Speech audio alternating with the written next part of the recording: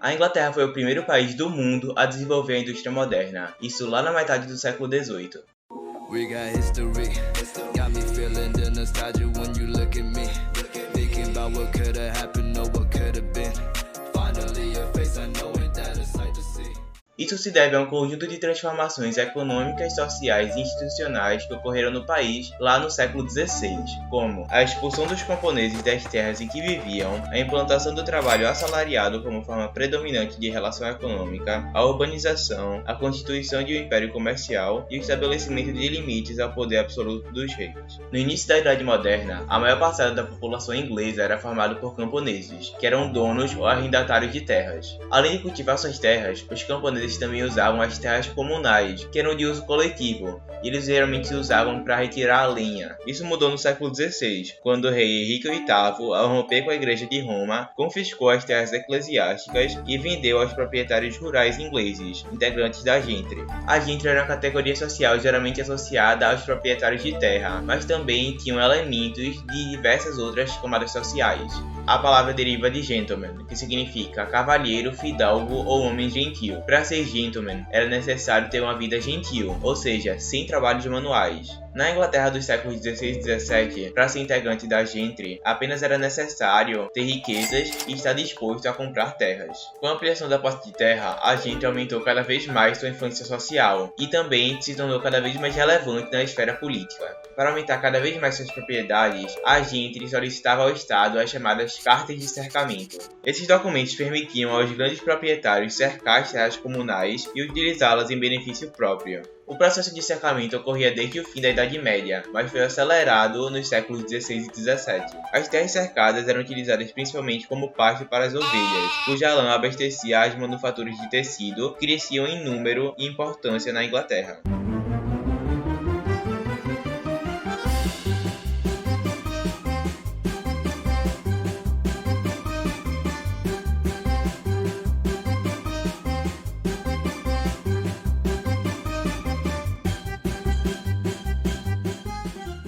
Muitos camponeses pobres foram expulsos de suas terras comunais pelos grandes proprietários de terras. Os que tinham pequenos lotes tiveram que vender suas terras por uma mixaria ou foram realocados para as áreas mais improdutíveis dos terrenos. O empobrecimento da população que vivia nos campos, o despovoamento de vilas e a destruição de florestas para dar lugar às pastagens foram consequências do processo de cercamento. Apesar da oposição de vários setores da sociedade inglesa aos cercamentos, eles não foram revertidos, gerando grandes revoltas urbanas e rurais por todo o país. Além disso, muitos camponeses que foram expulsos de suas terras transformaram-se em desocupados, formando a população que vagava sem destino pelas vilas e cidades inglesas. Outro resultado do processo de cercamentos foi a organização de agricultura voltada para o mercado, assentado em bases capitalistas. Os grandes proprietários alugavam suas terras a um intermediário, que contratava mão de obra de ex-camponeses ou de camponeses prestes a ser expropriados, para trabalhar geralmente nas pastagens ou nas lavouras. Com o objetivo de maximizar os lucros e minimizar os custos de produção, os inquilinos buscavam pagar o mínimo possível aos trabalhadores. Para reprimir o descontentamento com as mudanças e obrigar a população a trabalhar, o Estado impôs diversas leis contra a mendicância e a vadiagem. Uma lei de Henrique VIII, promulgada em 1530, concedia uma licença para mendigar apenas aos idosos e aos incapacitados. Os homens sadios que não trabalhassem eram açoitados publicamente e encarcerados. Na primeira reincidência, além do açoite público, tinha metade de sua orelha cortada. Se reincidissem novamente, eram considerados irrecuperáveis e enforcados em praça pública. Novas leis promulgadas em 1547 e 1572 determinavam que aqueles que fossem pegos resistindo ao trabalho poderiam ser escravizados pelos denunciantes e poderiam ser exigidos a realizar qualquer trabalho, mesmo os mais degradantes. Caso tentasse fugir, poderia ser escravizado permanentemente e marcado com a letra S de slave, que é escravo em inglês.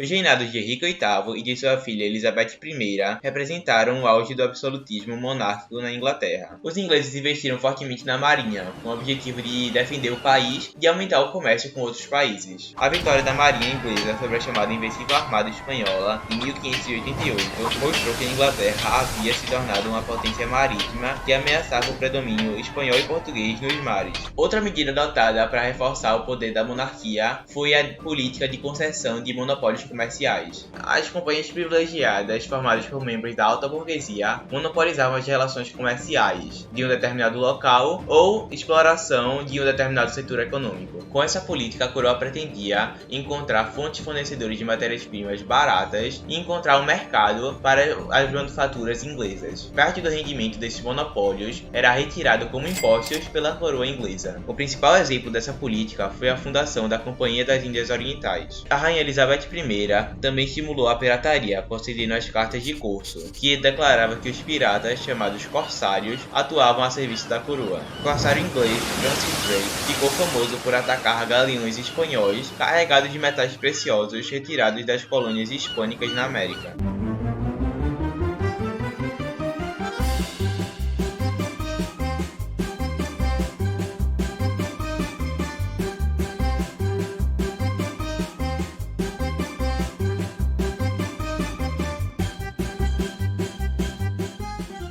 A rainha Elizabeth I morreu em 1603, sem deixar herdeiros. Jaime VI da Escócia, primo de Elizabeth, assumiu o trono inglês e adotou o nome de Jaime I, dando início à dinastia Stuart. Diferentemente de Henrique VIII e Elizabeth I, que governaram com o apoio do parlamento, Jaime I tentou pôr em prática a doutrina do direito divino dos reis, que legitimava as monarquias absolutistas. A atitude do novo rei se mostrou um grande erro político, porque naquela época o parlamento tinha se tornado uma instituição muito atuante na Inglaterra. Desde a assinatura da Magna Carta em 1215, os reis tinham que consultar o chamado Conselho Real para aprovar impostos e taxas. No fim do século XIII, o Conselho Real passou a se chamar Parlamento e era eleito pessoas entre a nobreza e os grandes proprietários de terra. A partir do século XIV, o parlamento foi dividido em duas casas: a Câmara dos Lordes, que representava a nobreza e o alto clero, e a Câmara dos Comuns, que representava os pequenos proprietários de terra. Nenhuma lei ou taxa poderia ser proposta sem a aprovação das duas casas do parlamento. Formado tanto pela grande nobreza e pelo clero, quanto pelos comerciantes e pela pequena nobreza fundiária, o parlamento inglês já estava habituado a fiscalizar e também a fazer críticas à coroa inglesa. Nas monarquias absolutistas tradicionais, como a francesa, o parlamento, chamado de Estados Gerais, era apenas um órgão consultivo, sem o poder de legislar, convocado esporadicamente para sancionar certas decisões da coroa. Na Inglaterra, no entanto, o parlamento era uma instituição forte e restringia o poder absoluto dos reis, que não podiam governar de forma absoluta. No início do século XVII, a inflação resultante da grande quantidade de metais preciosos vindos da América e a grande quantidade de gastos na guerra contra a Espanha haviam esvaziado os cofres ingleses. Para neutralizar o poder dos descontentes, o monarca dissolveu o parlamento em 1610 e passou a governar como soberano absoluto em 1621. Para obter renda para o Estado, Jaime I recorreu a políticas mercantilistas, como a imposição de tarifas protecionistas, a venda de monopólios, o incentivo à pirataria e a criação de novos impostos. Outra medida que o monarca lançou, e por isso teve ainda mais críticas, foi a venda indiscriminada de cargos e honrarias, como duques, barões, condes e outros. Para agravar ainda mais a situação política inglesa no período, a política externa de aproximação com a Espanha gerava uma certa desconfiança entre os calvinistas, porque eles acusavam que a coroa estava privilegiando os católicos.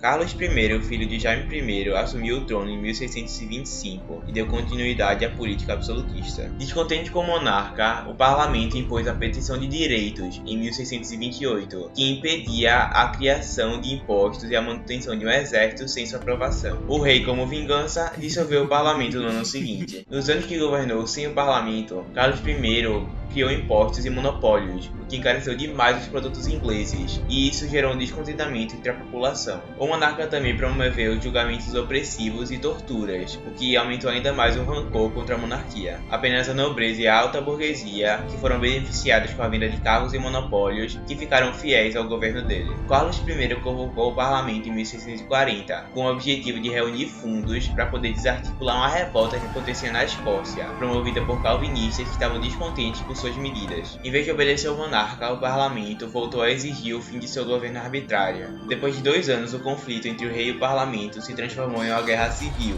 O principal grupo opositor à monarquia era formado por puritanos, que eram como eram chamados os calvinistas na Inglaterra. Por esse motivo, o acontecimento ficou conhecido como Revolução Puritana.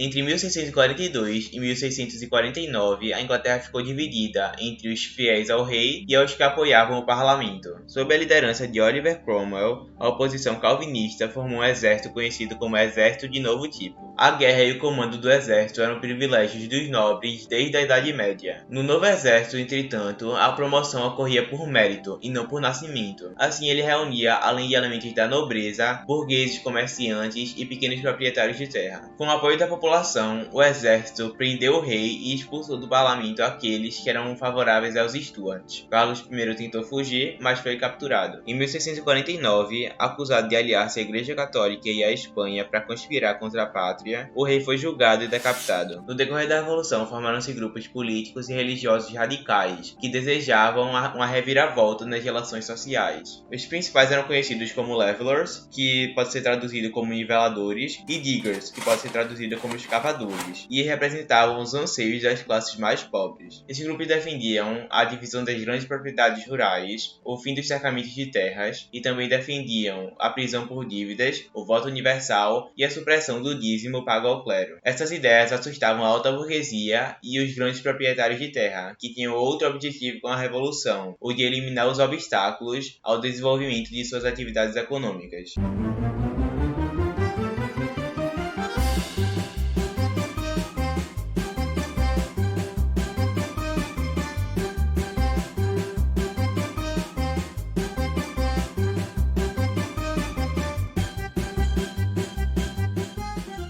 Com a execução do rei e a expulsão dos realistas do parlamento, a Inglaterra deixava de ser uma monarquia e se transformou em uma república, em inglês Commonwealth. Além disso, a Câmara dos Lordes foi dissolvida, restando apenas a Câmara dos Comuns. Levantes contra o governo de Cromwell na Escócia e na Irlanda, assim como os movimentos populares radicais, foram esmagados pelo exército de novo tipo. Em 1653, Cromwell dissolveu o que restava do parlamento e assumiu o título vitalício de Lorde Protetor, tornando-se na prática ditador da República Inglesa. O parlamento só voltaria a ser convocado no final de 1654. A política de Cromwell destacou-se pela criação dos atos de navegação, aprovados pelo parlamento em 1651. De acordo com essa medida, todas as mercadorias que entrassem na Inglaterra só poderiam ser transportadas por navios ingleses ou dos países produtores. Por causa da tentativa de monopolizar o comércio e a navegação, a Inglaterra entrou em guerra com a Holanda. Vencedora do conflito, a Inglaterra conquistou o domínio dos mares.